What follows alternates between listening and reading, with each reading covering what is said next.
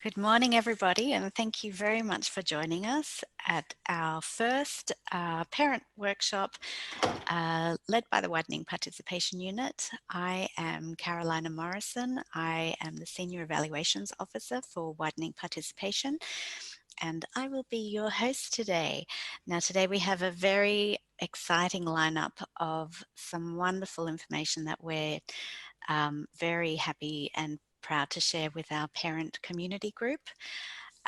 So without further ado, I think I might press forward with a video that Macquarie University has put together to welcome you all officially. And I'm coming from Guringai country, so welcome to everybody this morning.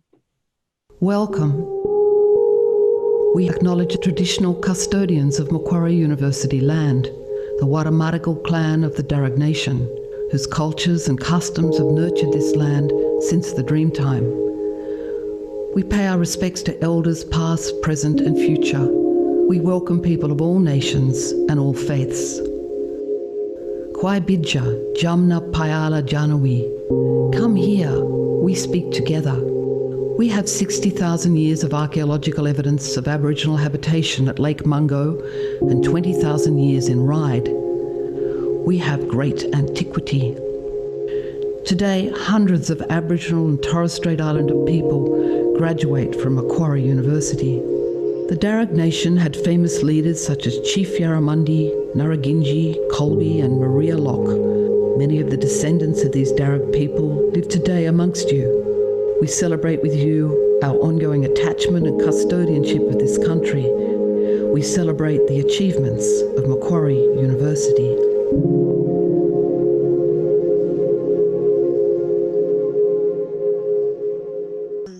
Now, I would first, before we kick off the formal side of the workshop, I'd like to first introduce Interim Head of Widening Participation Unit, which is Dr. Stuart Upton. Thank you. Thank you, Carolina. I hope you can hear me fine. Just like to welcome everyone here. I think this is a really great initiative that Penny and Carolina have already got off the ground. So the Widening Participation Unit, we do some important work at the university, I feel. Of course, it's very important students, these days to get more education, just getting HSC. High school education is not necessarily the end of many people's studies. It doesn't have to be any university. There are many options. But the purpose of the Widening Participation Unit is to give options there, so students can reach the possible futures that they can imagine for themselves. And so we work with students to help them get those imaginations of what they're going to do, give them the skills. So some things we do, like for example, we work with some schools to give literacy programs for years 7 to 9. We give advice and knowledge on how to get to university. We give them support for transition into university courses and support out to when they go out from university, out into careers. And as part of that, it's not just working with the students, but also working with parents, teachers, communities is really a key part of that. So I'm really pleased and thank you for being here to support the young people that you know, children especially, but also other children you may know, to get the best, so they can think of the best place that will suit them best, and they'll be the most productive and get the best out of what they're going to do with their lives. So it's really great that you're involved, and thank you for doing that. And hopefully Penny and others will give you some information that will make you being able to give them the best advice that you can. Thank you, Stuart. And I will just take you back to a screen which I think will very much complement what you have been saying. Here we go. So as Stuart was saying, the university and particularly widening participation, we're committed to inclusion, and that's part of the university's framework. And we understand that the benefits of education are not only for the individual, but for also society as a whole. So, the educational outcomes impact an individual as well as their family, their immediate connections, as well as have very broad implications. So making sure that everyone has access to education and educational opportunities is what we're all about and what we strive for. So thank you, Stuart, for that introduction. And I'd now like to move on to Gindri. This is the workshop agenda that we will quickly go through. Gindri, my colleague at Widening Participation, she will be presenting to you on a topic of imagining futures together and the importance of early engagement, inspiration and educational opportunities for children. And then we'll move on to our keynote speaker, who is Penny Van Bergen, or Dr. Penny Van Bergen, who is the Associate Professor in Educational Psychology at the Department of Education Studies. There'll be some time for Q&A, and then Stuart will hopefully do some closing comments at the end. Thank you. And I will try and get this into a full screen, but in the meantime, I'll let Gindri take over from this point. And also just to let you know that this is a recorded session, so the resources will be available on our online websites. Thank you. Thanks, Carolina. Hello, everyone. I'd just like to begin by acknowledging the traditional custodians of the Macquarie land, the Wadamagal people of the Darug Nation, and pay my respects to elders past, present and emerging. Thank you again for joining us today. As Carolina mentioned, my name is Gindri De Silva, and I'm going to be speaking to you about the parental role in helping children to imagine or envision their possible futures and the role that education can play in those futures. So this has come out of a research review which I have recently conducted, looking into the early influences of future decision making to higher education. We're right with the, yeah. Sorry, I'll just wait for the slide. Thanks, Carolina. So I'd like to start by talking about aspiration. So this notion of aspiration is central to the discourse surrounding participation in higher education and non-compulsory education more generally as well. An inquiry by the Victorian government found that aspiration to attend university is a prerequisite for participation. While this may seem self-evident that in order to attend university, you have to first want to go, research has shown that a focus on aspiration builds a sense of purpose and motivation, even in very young learners. So parents and caregivers are in a unique position to start conversations about the future and encourage children to consider what that may entail for them. I'd also like to highlight that students from a diverse range of backgrounds, including those who are traditionally underrepresented in higher education, do hold high aspirations for higher education and their futures more broadly. Further, it's important for me to highlight that high aspirations don't have to include higher education. While, of course, I'm speaking from a position that advocates for university and higher education and the opportunities that they enable, high or worthy aspirations are by no means limited to the pursuit of higher education. Thanks, Carolina. So now I'm going to move on to this idea of expectation. So expectation has become quite prominent in recent literature as a potentially more useful construction for thinking about the future. While aspiration often speaks of desirable and sometimes idealized futures, expectation is measured against the likelihood of achievability. So this isn't meant as a deterrent to dreaming big. Rather, discussions about expectations for the future can reinforce the importance of effort and the role that personal agency plays in achieving one's goals. So conversations around expectations can also encourage young people who may, due to personal, social or other circumstances, underestimate their own capabilities. Of course, the desire alone is not enough for entry or success in higher education. So an early focus on developing expectations for the future can help in building children's cognitive connections between the reasons for going to school, the benefits of academic achievement, as well as potentially encouraging students to consider how much effort they put into their schoolwork and why. Thanks, Carolina. So this then brings me to the idea of possible selves. This is developed out of a theoretical work on self-concept, which has become recognised as a powerful influencer in the process of decision-making. So imagining possible selves is understood as the ability to conceptualise future possible identities, situations, or ways of being, which are shaped by experience, desire, and the influence of surrounding networks. So these imaginings are part of a developmentally fluid self-concept, which responds to experience, social cues, and the wider socio-cultural context. As people can envision many different possibilities for themselves, the repertoire of possible selves we find ourselves with become arranged into hierarchies from like to be or would not like to be to probable futures. Thanks, Carolina.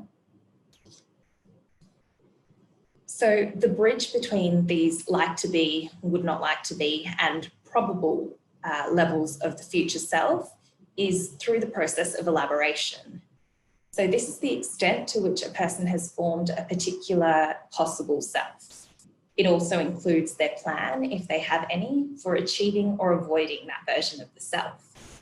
So the steps you can see in the diagram, they would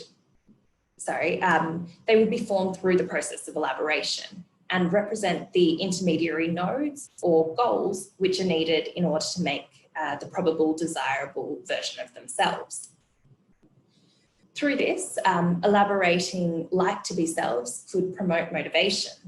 So obviously when talking to children about possible selves, these discussions need to be moderated according to their age or stage of development. So while formal goal setting may not be appropriate yet for very young children, ideation is still very important in laying the foundations for the future. Thanks, Carolina. So now back to your role as parents and caregivers. Parents, caregivers, and other significant adults, such as teachers, are some of the most influential and prominent influences for children and young people. There's a considerable body of research which has indicated a close connection between parental expectation and children's academic attainment outcomes. Parental influence in a child's education, educational futures rather, may come simply from talking about available options and their results. So for example, the opportunities that come from completing high school, pursuing higher education, or entering the workforce. It may also include the sharing of experiential knowledge, or in other words, sharing your own experiences of education. Thanks, Carolina. So within all of this rests the idea of timing. There may be little relevance in talking to a primary school child about what subjects they'd like to do in the HSC. However, that doesn't mean that discussions and even introducing the idea of university or other higher education shouldn't happen early. For understandable reasons, most discussions around careers and goals happen at the later end of secondary school, particularly within a school setting. The risk of leaving these conversations until that time is that decisions are being made as to whether or not to pursue higher education and what sort of career options are then available, is that those decisions are likely to have already been made, at least in a preliminary way. Addressing such topics for the first time at the point of formal decision-making can often be too late. This is especially relevant in terms of overcoming any shortfalls in academic achievement. So if schooling isn't given any relevance or purpose, motivation is likely to become more difficult. Thanks, Carolina. So further to this, there's an increasing amount of literature which is challenging the presumption that the development of career preferences occurs in a meaningful way only in the later years of high school. New data has shown that career aspirations can develop as early as mid to late primary school. A study conducted in 2014 found that student aspiration was at its highest in Year 7 and progressively decreased with the embodiment of external sociocultural influences. Research has also found that the decision to participate in higher education can occur at any point during compulsory schooling, including in primary school. Thanks, Carolina. So just a final recap of what you can do. Start talking to your children about their hopes and goals for the future. Even young children can start thinking about what they do or don't like, things that may interest them, and even the range of jobs that exist in the world. With older children, mapping the steps necessary to achieve their desired future outcomes can work as a motivational tool.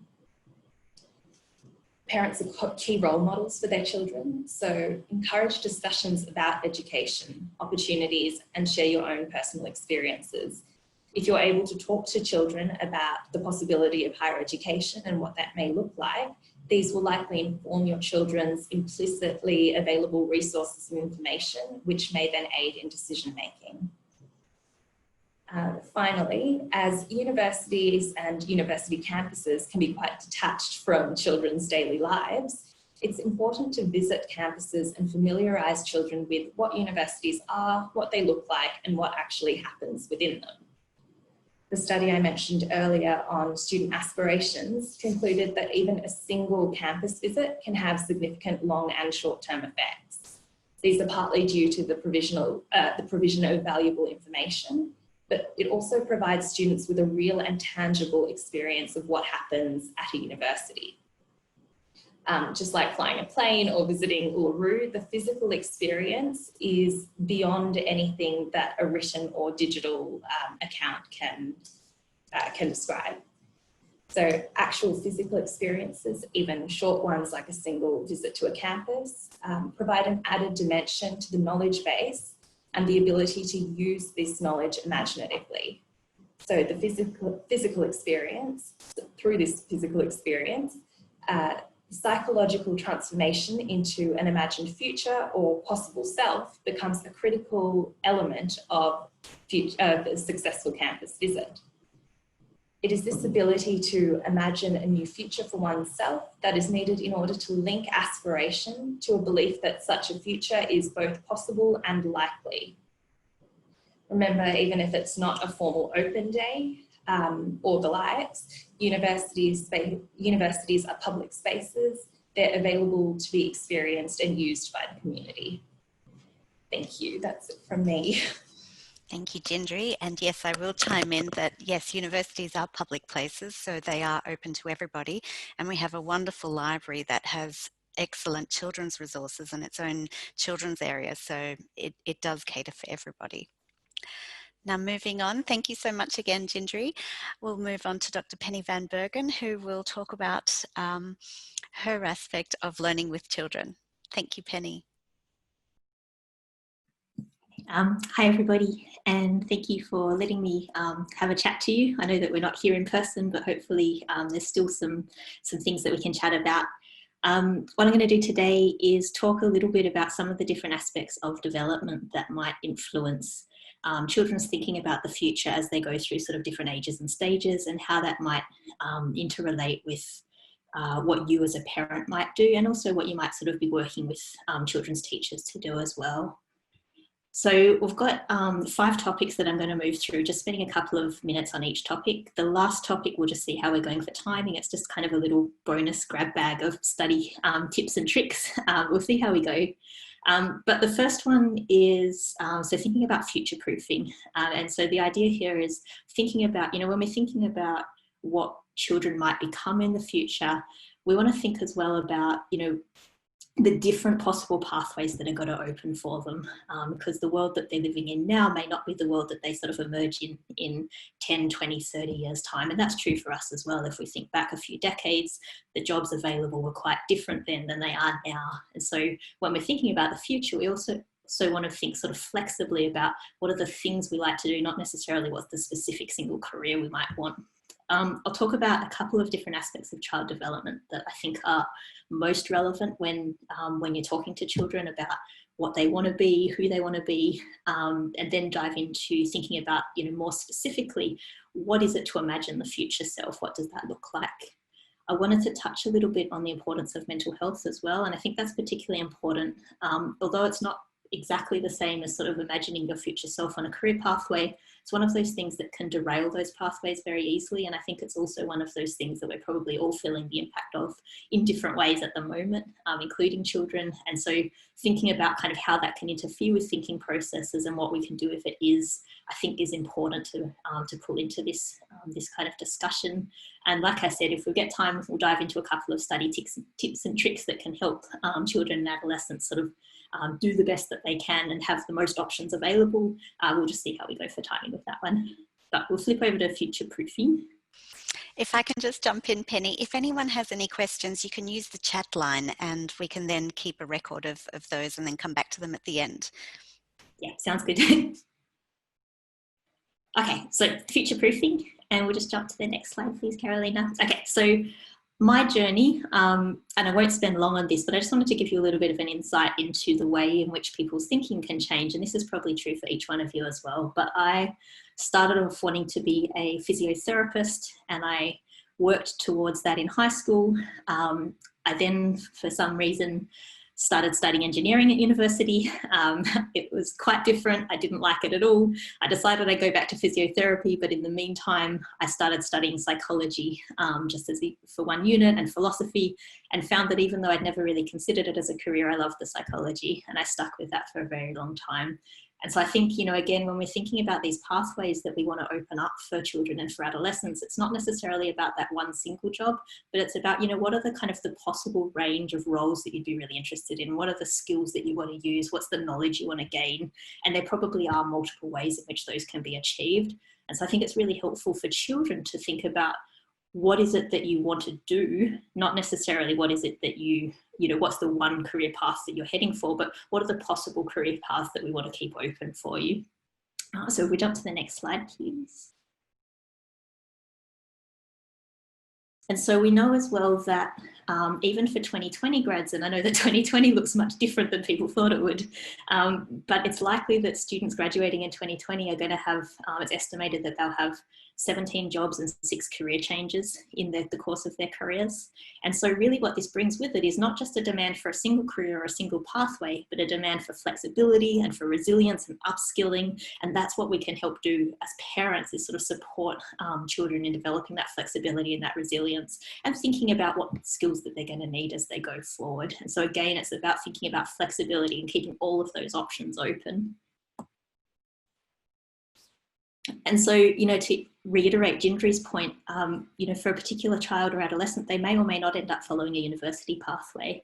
And, you know, if somebody has their heart set on you know, kind of carpentry, then that's absolutely the pathway for them. If they've got their heart set on engineering, then this is the pathway for them. You know, what we want to do here is not encourage every child to go to university no matter what, or every child to go to TAFE no matter what, or every child to sort of go into some other sort of pathway. But what we want is every child to have every option available to them, and to be able to think about what is it that I'm passionate about and where do I want to go. Okay, so next slide, please. Okay, so with that sort of, I guess, opening, I've picked out a couple of aspects of development that I think are most important to know about when you're sort of thinking about these young people as they go through. And the first is brain development. And so what we know about brain development is in childhood, there's this rapid development of basically the kind of all of the neurons, all of the nerve cells that make up the brain structure. They're all sort of present in birth, but what happens as you go through childhood is you get this rapid growth of wiring and these kind of all of these new connections that form, and those connections lead to learning. So each time a kind of a connection is formed, that encourages learning and that allows new learning. What happens throughout childhood is you get all of this wiring, particularly in the front part of the brain, which is responsible for thinking and reasoning. And the benefit of this is what we see across childhood is this rapid development of thinking and reasoning ability. What happens in adolescence, and I'll come back to kind of the relevance of all this in a minute, but what happens in adolescence is that prefrontal cortex that was developing beautifully, it starts to become rewired, essentially. And so around the time that children hit adolescence, you start to see this pruning of kind of pathways that are not used. You see them start to rewire themselves. The end result of that is that you get kind of connections that are much faster, much more robust. But what it means across development, across the kind of developmental period, is that all of the activities that happen in this front part of the brain, which is responsible for things like organisation, good judgment, inhibition when you need it, risk assessment, it means that our teenagers are not very good at these things. They go through this period where essentially part of the brain that's responsible for this kind of goes offline a little bit. The reason this is really relevant when we're thinking about future pathways is that often when children move through primary school, they start to get ideas of what they'd like to be. When they hit this period of kind of a bit more turmoil, often you see children start to drop these kind of aspirations, and you see them feeling as though, okay, well, I can't organize things and I'm not in control of all of these things that I used to be in control of. And so actually I'm going to go down a different pathway. What I'd really strongly encourage you, if you are parenting a kind of early teen, or you're parenting a child who's going to become an early teen soon, think about these as kind of, you know, a bit of rocky seas to kind of weather your way through, but keep up those conversations about future pathways, about aspirations. Don't see this as a sign that the young person has kind of lost some sort of skill or capacity. This is a kind of a normal biological process. What it does mean is that you get through this period a lot of what we might call emotional driven responses that come from the amygdala. And so instead of being in control of the front, you know, the front part of your brain controlling things really nicely, you get these kind of purely emotional responses. So that leads to things that we're used to, like, you know, thrill seeking, a lot of risk in teenage years. See this as kind of a natural part of brain development and something that you kind of want to work through, as opposed to seeing it as something that might derail all of those conversations about future selves. So parenting tips. First, awareness and understanding. None of this rewiring is done to annoy you, but you do want to support your child to develop these kinds of routines and structures. So talk risks and outcomes through, model and scaffold emotion regulation in particular, because emotion regulation is one of those things that suffers through this little period. There's some good research actually that shows that you know, actually 10 and 11-year-olds are better able to recognize particular emotions than slightly older children who have moved into this period. And use things like phone reminders to support organisation, because although this period passes and the brain does rewire itself beautifully and it comes back better and stronger, what it means is that often through this period, children start to do a little bit less well at school. They start to be a little bit less motivated by school.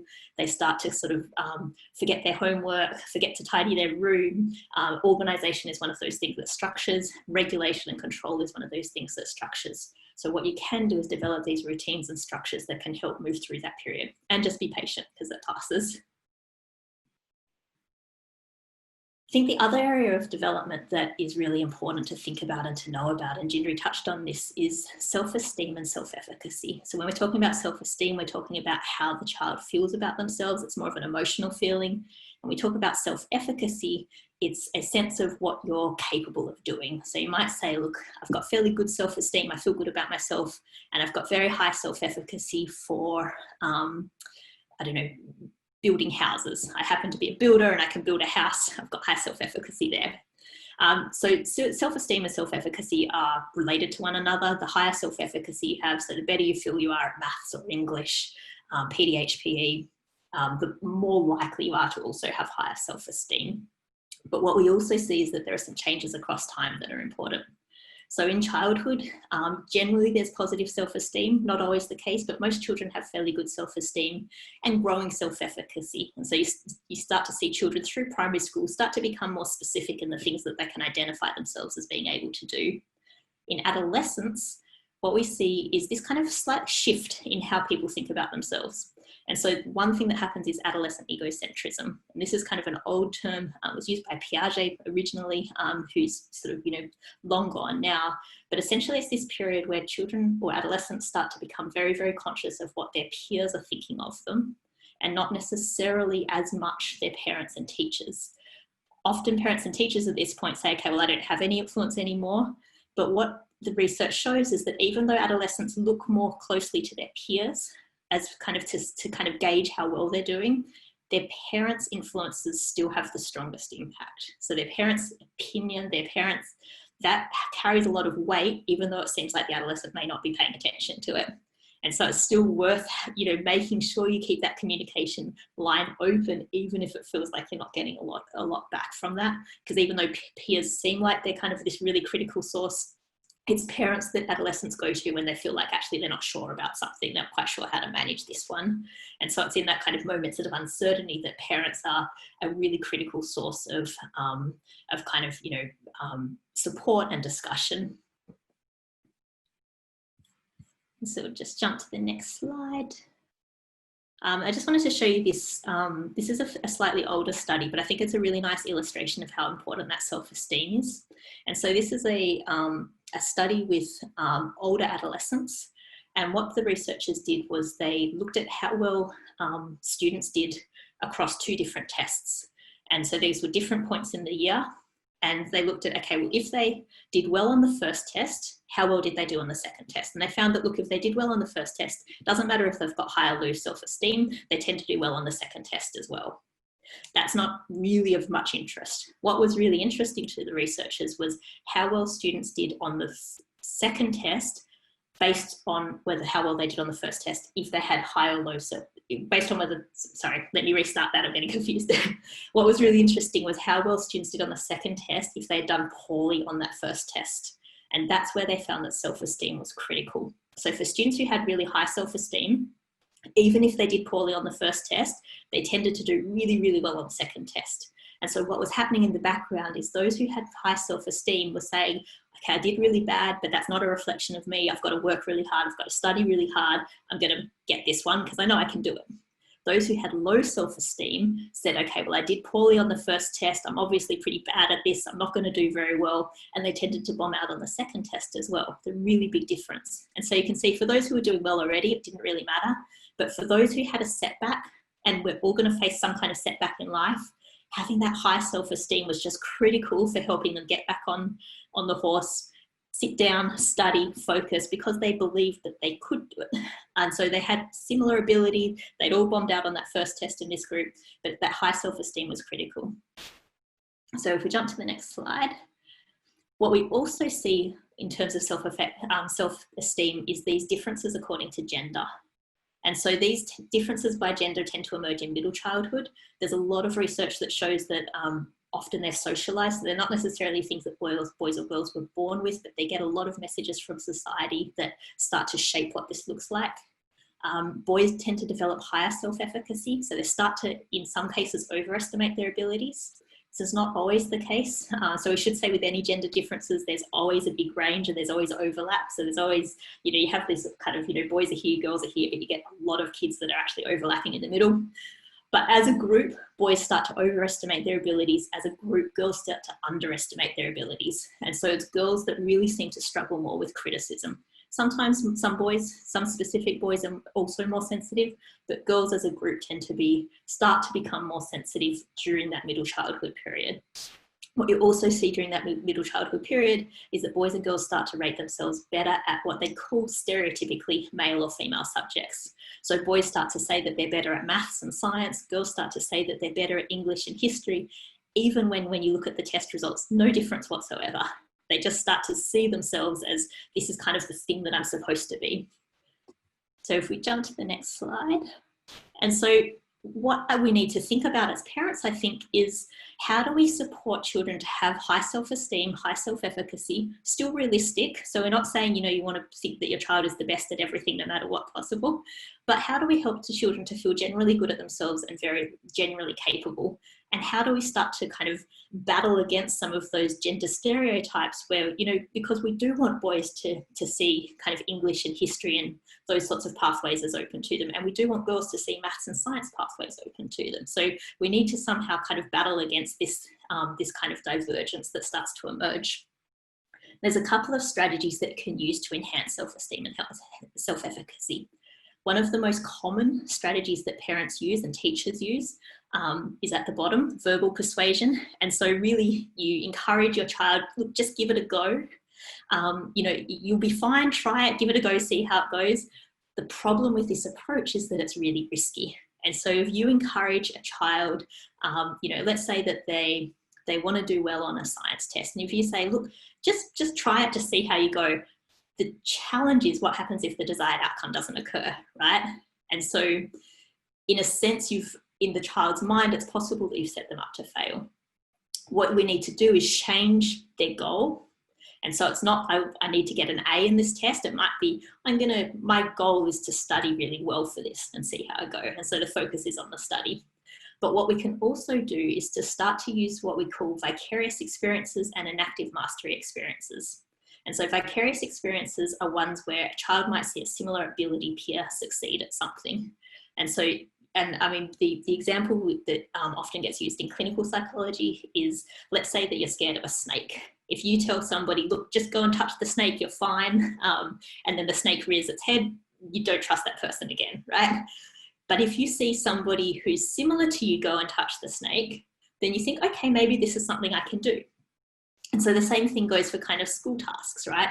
If you think, well, there's no way that I could do X task, if you see somebody who you think, actually, they're pretty similar to me, and they did go and have a try and they were okay, then you start to think, okay, maybe this is something I can do as well. The very best approach you can do, so those vicarious experiences work, they're not quite as powerful as enactive mastery experiences. And enactive mastery experiences are ones where you give that child or that student the opportunity to succeed themselves. But what you're doing, because again, if you just throw them in the deep end and say, go and do it, and let's, fingers crossed, let's hope it works, there's a chance it won't work. What you do is you break down the task into such tiny, tiny steps that failure is almost impossible. And so each step is, let's try this step. Okay, we did it. Let's try the next step. And once you get to the end, they will have achieved that task. You know, whether it's being able to perform a particular science experiment, whether it's being able to kind of, go and face a snake if you're scared of snakes, whatever the task is that you think your child or your adolescent is grappling with, what you want to do is break it down into such small little steps that you're getting success, you're getting traction. Once they develop confidence, then they should be able to do some of those steps themselves. But it's just getting over that initial barrier to, I don't even want to try because I'm a bit scared of that. And we see this often emerge in schooling, particularly as children go from primary school to secondary school. Often they think, look, I can't do it. Everyone here is smarter than me. Everyone here is better than me. So I'm just going to kind of play dumb because I actually don't want to try because I might fail, right? And what we want here is we want enough encouragement and engagement from parents and from teachers that the student gets involved, they start to see success, and then they go off and they continue that themselves. Okay, we'll jump to the next slide. Okay, so supporting children's ability to imagine their future self. So what does this actually look like? There's multiple, in terms of thinking about what that looks like, that's always going to be individual to a child or to an adolescent. But what I think is really important, and what the child development literature tells us is really important, is having high expectations. And so one of the things that you notice in any kind of, any situation where somebody hasn't had historical success at something, you often see a kind of low expectation being placed on that group. I'll give you an example. I was talking to a friend about her son who's 13 and has Down syndrome, and she's been looking around for different high schools for him, and she really wants him to develop, in the same way we all want our children to develop new skills, new abilities. Some of the groups that they were going to were sort of saying, oh, look, he's doing well for him, so he doesn't need to do anything more than that. And she's saying, no, he's actually capable of doing a lot. He's capable of learning. He's capable of taking these next steps. What the problem there is that those low expectations that were being given to him allowed him no actual room to grow. He was sort of saying, look, that's enough for you. What we know from research is that high expectations are critical if we want this kind of growth.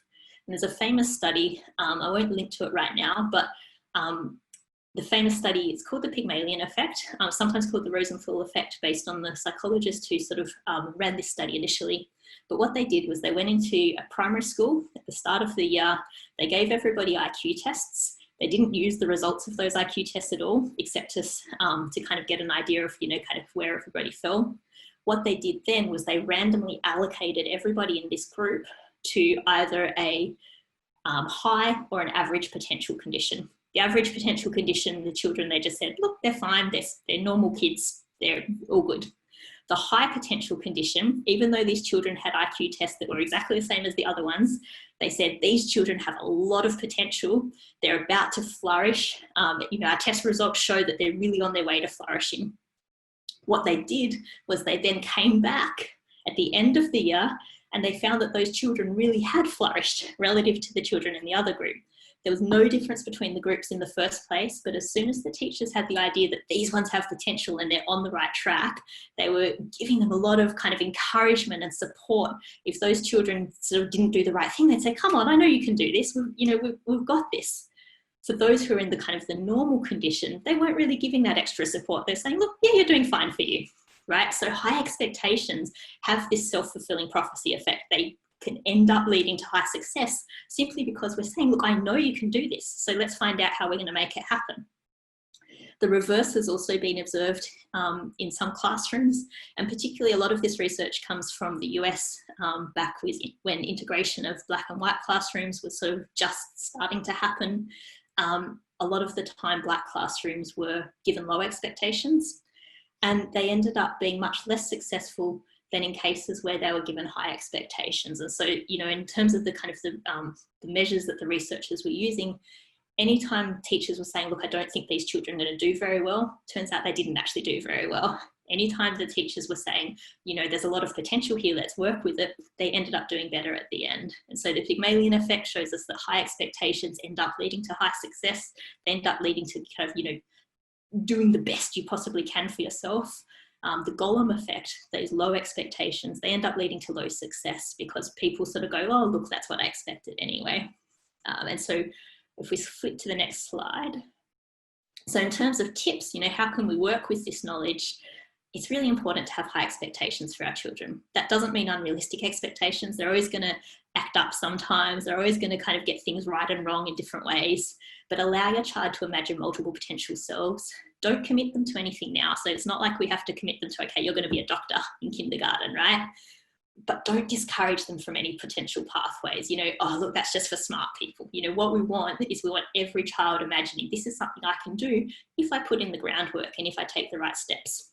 As they get older, you can investigate those pathways together. So think about what about each pathway is a must? What preparation does each pathway need? Are there any other things that you should consider?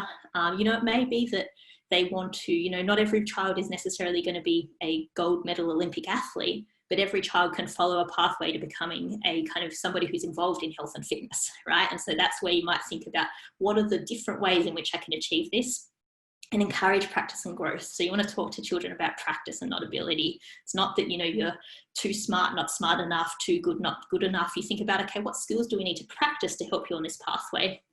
And think about your own self-descriptions and biases as well. One of the things we notice a lot in women particularly is women tend to pass on this maths anxiety. They say, I just can't do maths, I'm really bad at it. And then children start to pick up on that message as well. But actually maths is just practice, right? The more we practice and engage with it, the more we get better at it. So if we jump to the next slide, work with your child's teacher as well. So share the child's ambitions and interests and goals. Some of these your teacher may have picked up on, but they're really helpful for the teacher to know as well. And that way you can work together to have high expectations of your child. You want to be working as a team because we know that these different influences that children have, these voices that tell them, yes, I can do this, or no, I can't. The more yes, I can voices they get, the more of that community effort, the better they're going to go. Now, next slide. If your child bombs out, and this always happens, a lot of kids, they practice, they do well, they'll be fine, but occasionally we do bomb out. We all have that potential to bomb out on things occasionally. The little known secret about uni is there's a lot of entry pathways, right? And so obviously if your child has a particular career in mind that's going to require a university degree, then you want to set them up with the right subjects and the right sort of study behaviours that will help them to get there. That's your number one pathway. If that, something goes wrong, if we hit like a COVID year where everything's going wrong, for example, switch to your number two pathway. And your number two pathway might be looking at some of these alternative entry pathways instead. So jump slides. Okay, so the last thing I'm going to talk about, and I'll move nice and quickly because I know that I'm probably running out of time and we won't get to that last module, I think. But mental health. So we know that 1 in 5 children and adolescents are affected by mental health problems during the school years. For younger children, this includes social problems, stress, coping problems. For adolescents, it's the more kind of typical mental health problems we see in adults. So things like depression and anxiety. Schizophrenia emerges most commonly in adolescents, particularly in boys. Eating disorders emerge most commonly in adolescents, particularly in girls. all of these have significant impact on well-being. One of the things that I think is really important for parents to think about is how we help children if we think that they might be suffering from something. So we know that only 1 in 4 of the children who are affected by those mental health problems end up getting help.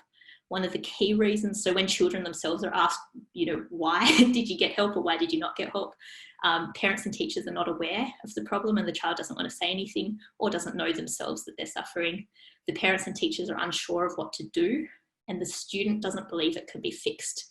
And that one's really critical because often children will say, I know that I'm suffering, I know that I don't feel good, but that's just me, it's built into me so I can't fix it. But we know that's not true. We know there's therapy is very effective and there's all kinds of different therapeutic pathways. So if we jump to the next slide. So a study by Headstart in 2016 had 2,000 young people aged 12 to 25. All of them had mental health issues. They asked about whether they had accessed help, why or why not. Almost half of them said they couldn't be helped. Almost half of them worried about money. And more than half of them worried about other people will think. And the problem here, not only are they suffering, but this is also taking them away from some of those really good pathways they may have been on before. We so see it time and time again where someone's on a good pathway and this just kind of kicks them off onto a new pathway. So we know that they can be helped and we know that there are free pathways available that shouldn't require money, at least to start with. We jump to the next slide.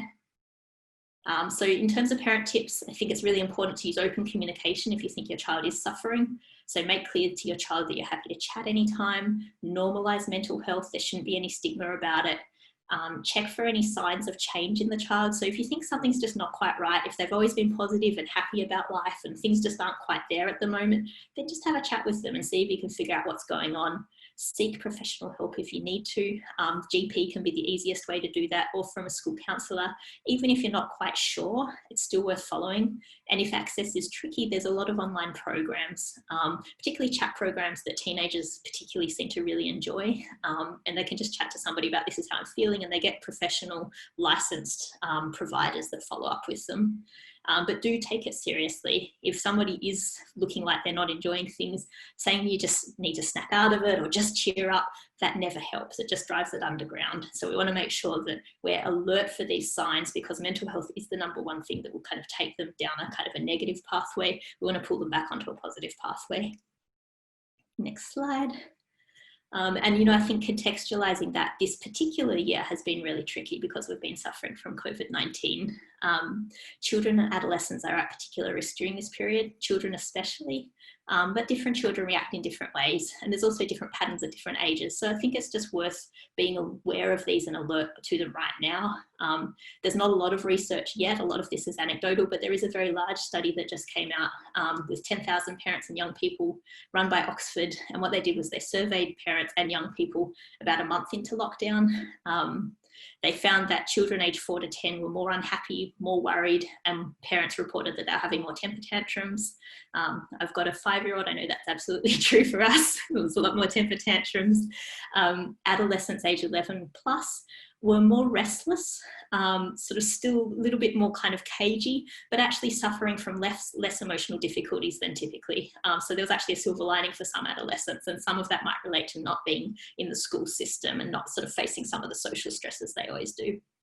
So if we flip to the next slide, and so you can just see here, these are the kinds of findings that they had, but what we're really concerned about is, A, the fact that mental health is always sort of something we need to be present and aware from, and B, for children in particular, for those younger primary years children, this increase in emotional and behavioural difficulties is something that has been noted kind of amongst a big sample of 10,000 people. So if your child is in that boat, then, it's certainly not unusual, but it is worth getting help for.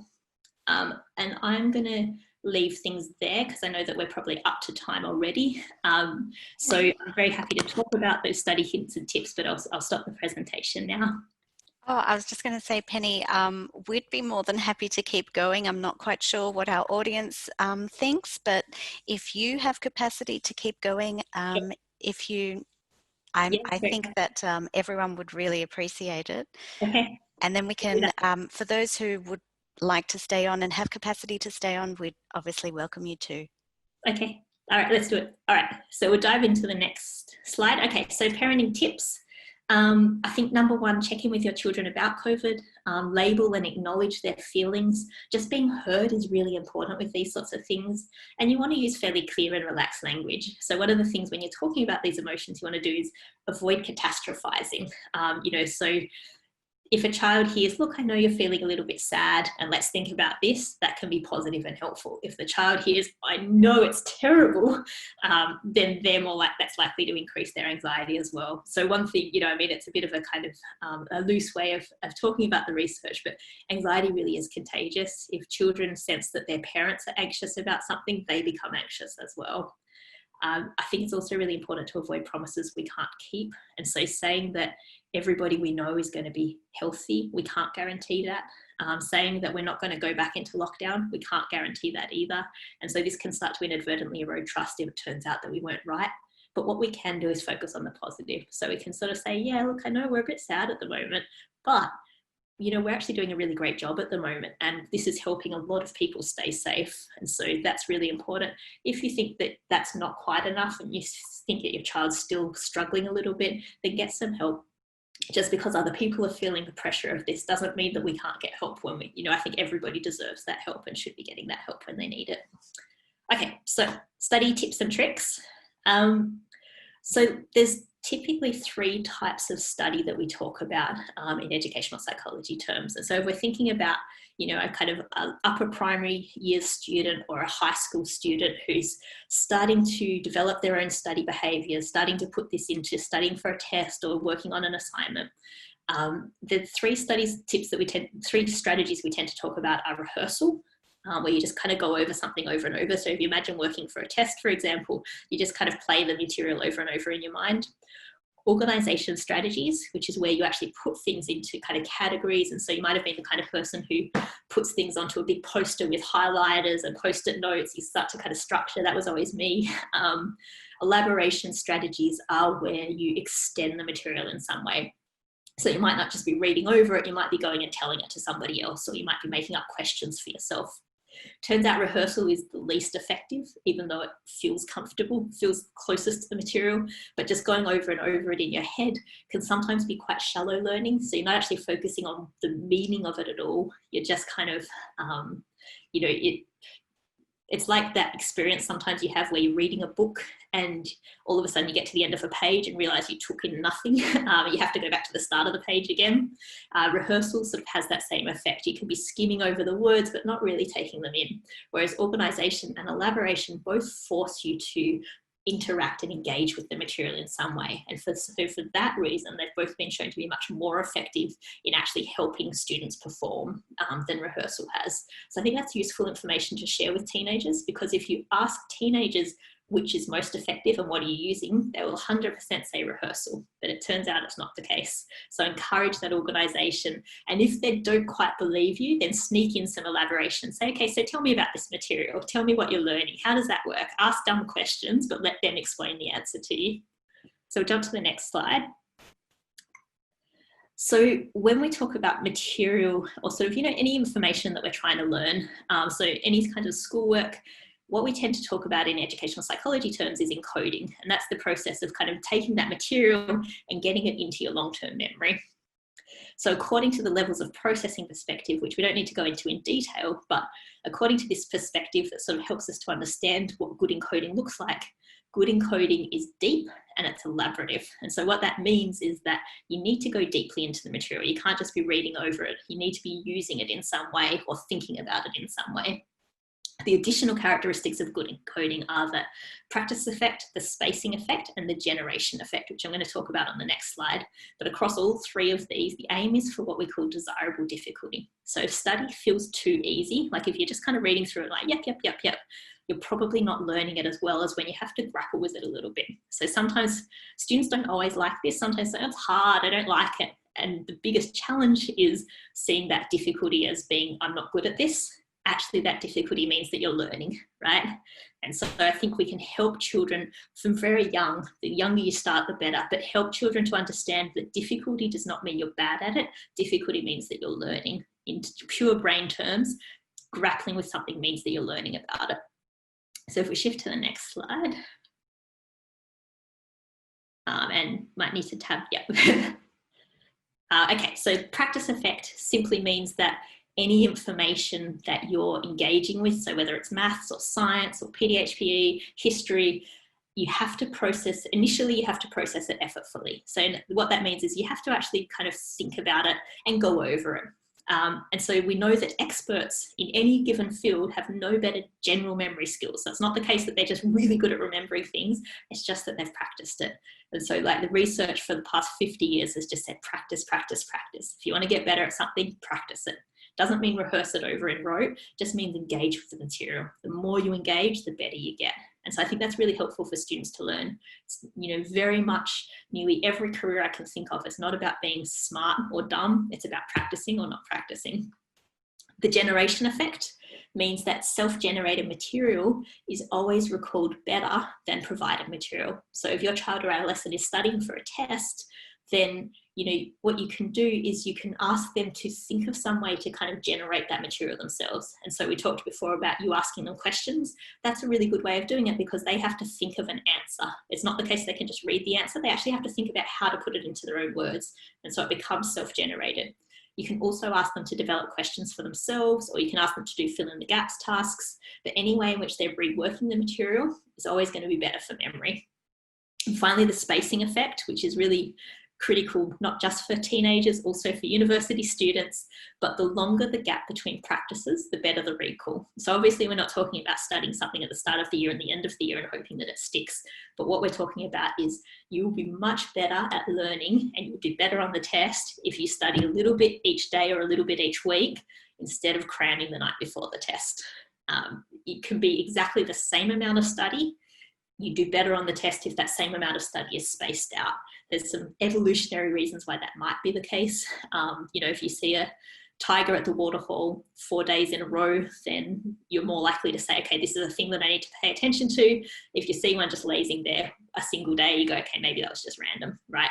I don't know if the evolutionary perspective is true or not. That's the explanation that's given for it. Whatever the explanation, the spacing effect itself is absolutely true. Exactly the same amount of study, space it out. What you're doing is you're giving your brain time to encode and to kind of consolidate. So to put it into kind of a permanent structure each time you do it. And so each time you practice pulling it in and out of your memory, it gets better. It's better and better, stronger and stronger. Okay, so in terms of supporting children and adolescents as they start to develop these study behaviours, I think support their organisation. So help them to plan their study and their rest and their play, help them to rework the content itself.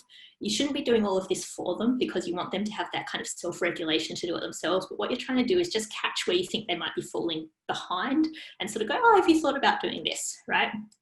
Encourage good study habits. So you want study to be regular, not crammed. You want your child to go beyond just rereading the material. And it can be really helpful to ask them questions about the content. So just say, look, I never got to study biology. Tell me about this part of it.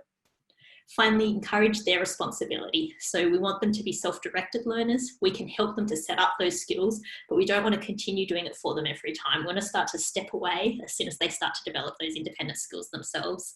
The better self-directed learners they are, the better set up they are going to be for HSC and for uni if they do choose that pathway. And finally, allow honest and real feedback. So sometimes they'll get really positive feedback, which is great.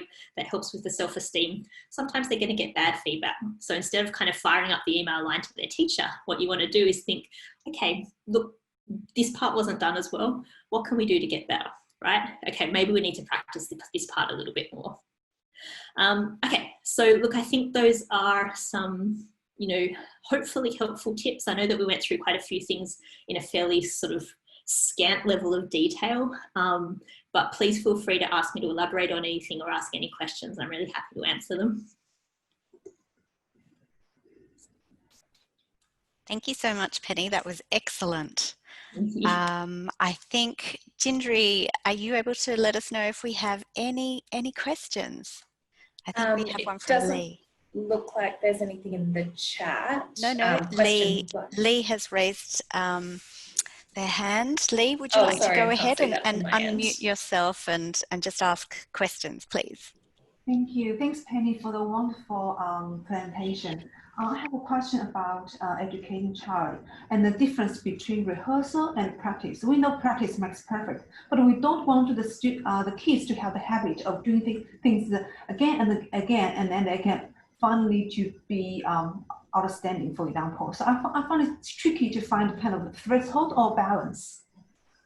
Yeah, look, thank you, Lee. It is, when we talk about practice, I think it's really natural to think about practice as being the same as rehearsal, but what we actually want is to practice deeper ways of engaging with the material. And so, you know, if you think, so anytime that you use that material in any way, so anytime that you're talking to someone else about it in a conversation or you're drawing a mind map of it, all of that counts as practice still. And so I think you want the practice to be regular, but you shouldn't be engaging in a lot of rehearsal. Sometimes it's useful just to flip back through things and just kind of remind yourself of where you're up to. But when it's a kind of serious study session, you want to be doing more of that kind of deep collaborative work. And so, you know, I would almost encourage, if you think your child or your adolescent knows the material fairly well, what I do is say, okay, close your books, put it out of the way. You're not allowed to read it, so you're not allowed to rehearse it, but start writing out some of it yourself. You can draw it in whatever way you want. You can make a picture out of it. You can draw it in kind of a mind map, but just start kind of actively retrieving what you know about it, or write yourself questions or have somebody else ask you questions. But anything that doesn't allow you to just go back through it yourself, but you've actually got to actively learn it, then you take what you've written out and go back and double check and see, okay, did I miss anything? Do I need to fill in any gaps? But straight away your brain's working harder to engage with that material than if you were just reading it.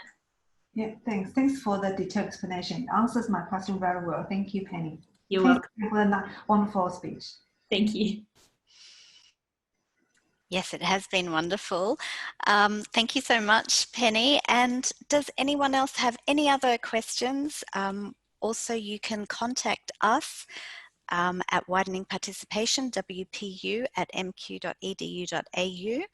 And we would be more than happy to share these questions with Penny if there are any more, or if you'd like more information. As I mentioned, we will be saving this as a recorded workshop online, so you can come back to it. And it will be on our Widening Participation website. So if you just look for mq.edu.au LEAP, you'll be able to find it there.